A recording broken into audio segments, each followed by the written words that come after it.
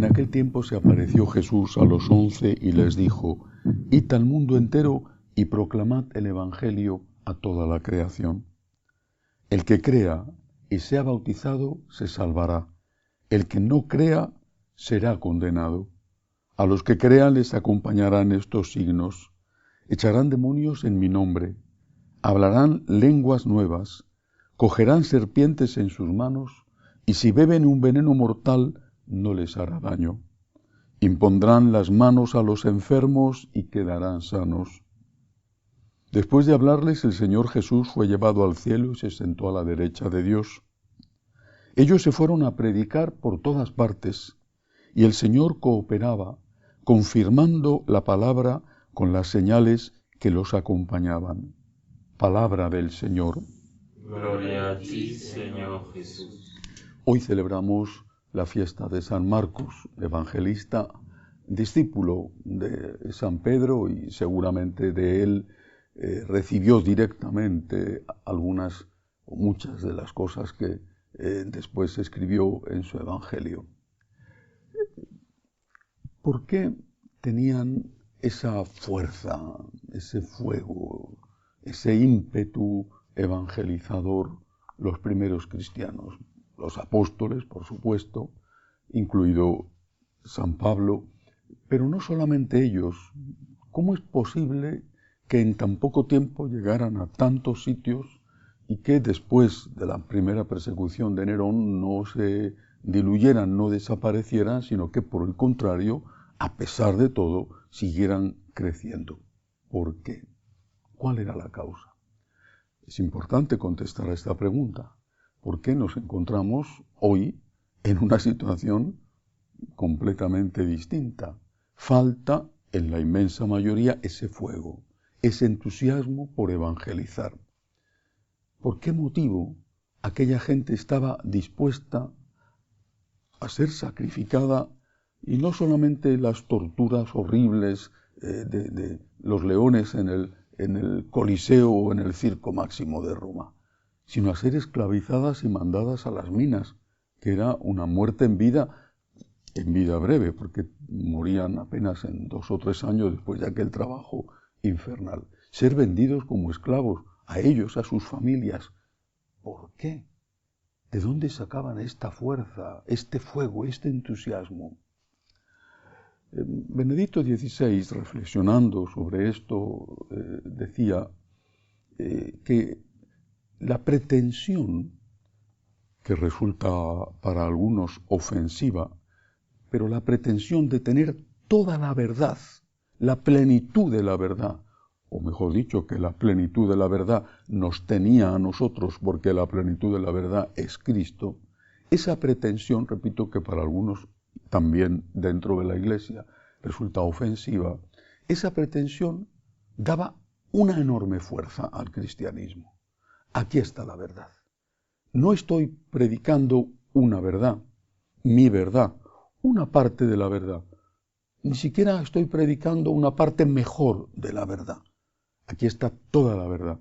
Y esta pretensión, decía el Papa Benedicto XVI, cuando era todavía el teólogo Ratzinger, esta pretensión es la que marcaba la diferencia. Tengo la verdad. Pero es que además esta verdad, en una época como aquella donde aún la gente pensaba y no se entontecía con la televisión, esta pretensión de tener la verdad significaba también que tenías la capacidad de ser libre, la verdad os hará libres, y que tenías la capacidad de ser feliz. Jesús había dicho: yo soy el camino, la verdad y la vida. No había dicho: yo soy un camino, una verdad y una vida. Y eso, traducido a un idioma que lo podamos entender mejor, significa: yo soy el camino, la verdad que os conduce a la vida.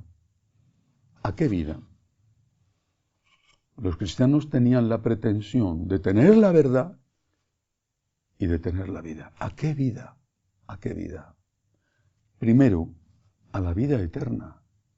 una y otra vez el Señor hace referencia a la vida eterna, lo entiende perfectamente San Pablo. Si Cristo no ha resucitado, somos los más desdichados de los hombres.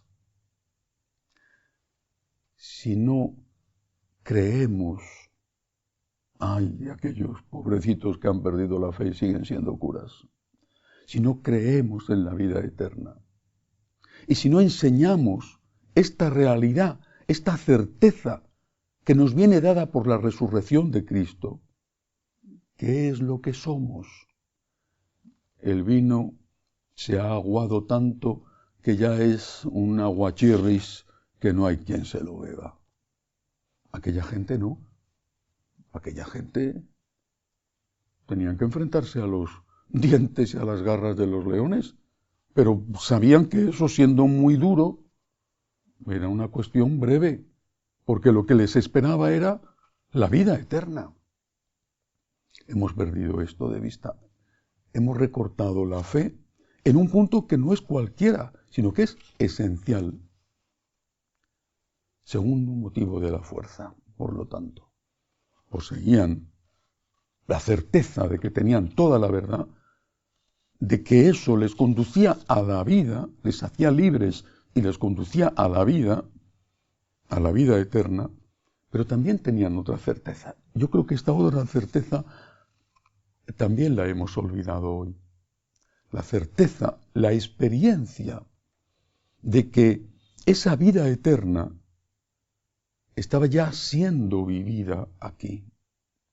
Ya se vivía el anticipo de la vida eterna y que el aquí ya era suficiente. No era todo, incluso no era lo más importante, pero ya era suficiente.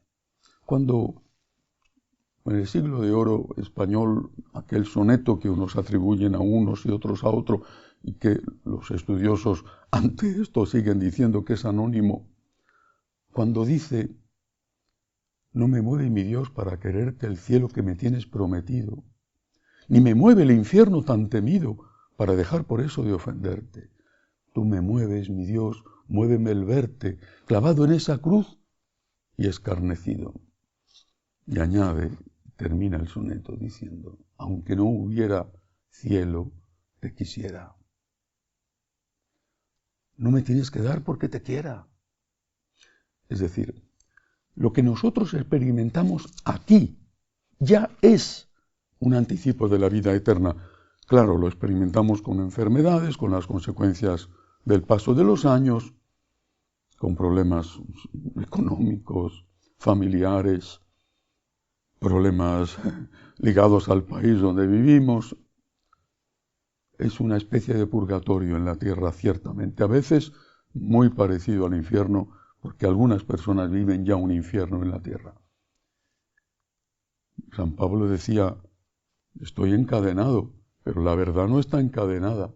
Y él, en aquella cárcel donde pasó sus últimos días en Roma, antes de que le cortaran la cabeza, era feliz. Y así cantaban los mártires en la prisión y salían cantando al anfiteatro donde les iban a devorar los leones. Y así lo hacían los mártires en España, o los mártires en Japón, o los mártires en México. Nosotros somos afortunados. Tenemos la plenitud de la verdad. Y esto, si a alguno le molesta, es un problema de él. Porque no digo que yo con mi inteligencia, mi sabiduría, soy más listo que los demás, he llegado a la plenitud de la verdad. Eso es lo que dicen los filósofos. Digo que Cristo es la verdad. Y que siguiendo a Cristo estoy en la verdad absoluta y plena. Esta verdad me hace libre. Esta verdad, este Cristo Salvador, me va a abrir las puertas del cielo sin mérito mío. Pero es que aquí en la tierra, estar con Cristo es ya vivir en el cielo, es tener paz. Esa es la mayor felicidad. Y no se pierde, aunque estés enfermo, aunque seas pobre, aunque te veas perseguido por defender a Cristo y a la verdad. No se pierde. Y esta es la causa de su entusiasmo. Si hubiera una gran epidemia, una epidemia de verdad, no de estas que fabrican los hombres para meternos miedo, que hubiera una gran epidemia terrible y muriera la gente a millones, y una persona hubiera descubierto la medicina que lo cura, que soluciona ese problema, ¿no merecería la pena dar la propia vida, viajando por el mundo para llevar la medicina, consagrarse a dar la vida aquí y la eterna? ¿No merecería la pena? Esto es el sacerdocio. ¿Hay sacrificio que sea excesivo para este resultado? Esto es el sacerdocio. Esto es lo que entendieron los apóstoles. Esto es lo que hicieron los apóstoles, y no solamente ellos, sino aquella cantidad enorme de evangelizadores laicos en su mayoría, que eran comerciantes, eran marineros, trabajaban en los puertos y que rápidamente llenaron el imperio romano y fuera del imperio con el mensaje de Jesús. Entendieron que tenían la medicina, la verdad. Y entendieron también que era una responsabilidad de ellos intentar evitar que esa persona estuviera sufriendo aquí en la tierra porque no tenía paz, sufriendo como consecuencia de sus pecados, y que esa persona al final fuera al infierno. Por eso el Señor dice: id y predicad, id y evangelizad, salvad a la gente, o mejor dicho, hablad de mí, Cristo, a la gente, para que sea yo el que pueda salvarlos. Que así sea.